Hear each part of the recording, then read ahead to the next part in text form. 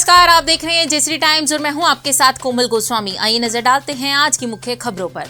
6 दिसंबर 1992 को उत्तर प्रदेश के अयोध्या में बाबरी ढांचे को ढहाए जाने से जुड़े सभी मामलों को सुप्रीम कोर्ट ने बंद कर दिया है। इसके अलावा शीर्ष अदालत ने इससे जुड़ी दाखिल अवमानना याचिका को भी बंद कर दिया है। सुनवाई के दौरान कोर्ट ने कहा कि याचिकाकर्ता असलम बुरे अब इस दुनिया में नहीं है। साथ ही 2019 में आए फैसले के चलते भी अब इस मामले को बनाए रखना जरूरी नहीं है।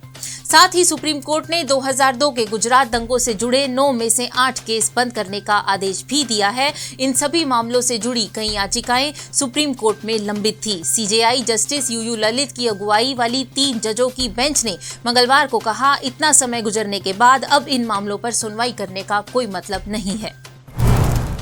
दिल्ली सरकार की चर्चित नई शराब नीति को लेकर देश के अग्रणी सामाजिक कार्यकर्ता अन्ना हजारे ने मुख्यमंत्री अरविंद केजरीवाल को पत्र लिखकर नसीहत दी।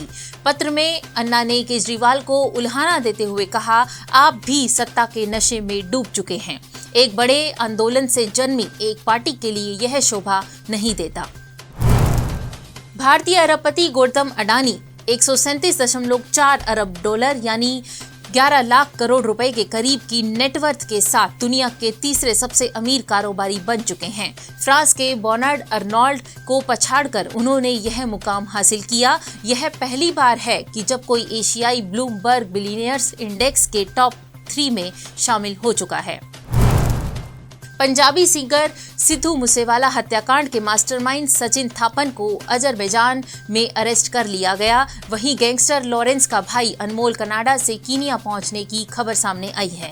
ये दोनों मूसेवाला के कत्ल से पहले फर्जी पासपोर्ट पर भारत छोड़कर भाग गए थे। भारतीय गायों के जरिए ऑस्ट्रेलिया में मानसिक तौर पर बीमार लोगों का इलाज किया जा रहा है। यहाँ नॉर्थ क्वींसलैंड में काउ कडलिंग केंद्र बनाए गए हैं, जहाँ मानसिक शांति के लिए लोग गायों को गले लगाने पहुंच रहे हैं, गायों के साथ समय बिताकर सुकून पा रहे हैं और उनकी सेवा भी कर रहे हैं। कर्नाटक की राजधानी बेंगलुरु के ईदगाह मैदान में गणेश पूजा की अनुमति देने पर बड़ा विवाद खड़ा हो चुका। ताजा जानकारी के अनुसार मामले को संभालने के लिए मैदान में चारों ओर चप्पे चप्पे पर भारी संख्या में पुलिस की तैनाती की गई है।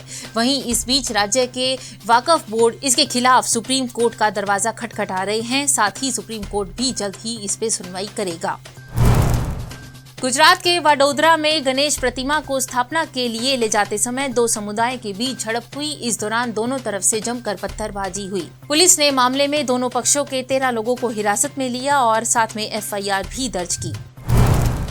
पाकिस्तान में बाढ़ और लैंडस्लाइड की वजह से अब तक 1140 लोगों की मौत हो चुकी है। करीब 3 करोड़ 30 लाख लोग बेघर हो चुके हैं।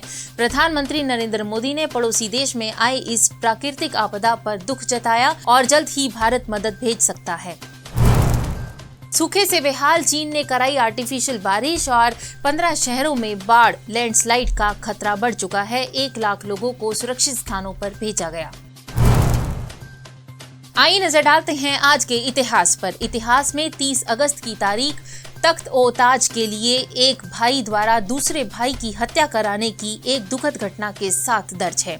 दरअसल शाहजहां के बड़े पुत्र दारा शिकोह की 1659 में 30 अगस्त के दिन उन्हीं के छोटे भाई औरंगजेब ने हत्या करा दी थी। दारा शिकोह को 1633 में शाहजहां ने अपना उत्तराधिकारी बनाया था। यह बात दारा के अन्य भाइयों को स्वीकार नहीं थी, लिहाजा शाहजहां के बीमार पड़ने पर औरंगजेब ने दिल्ली में दारा की हत्या करवा दी। शंकरदास केसरी लाल, जिनका प्रसिद्ध नाम शैलेंद्र है, उनका 30 अगस्त को जन्म हुआ था, जो हिंदी के एक प्रसिद्ध गीतकार थे।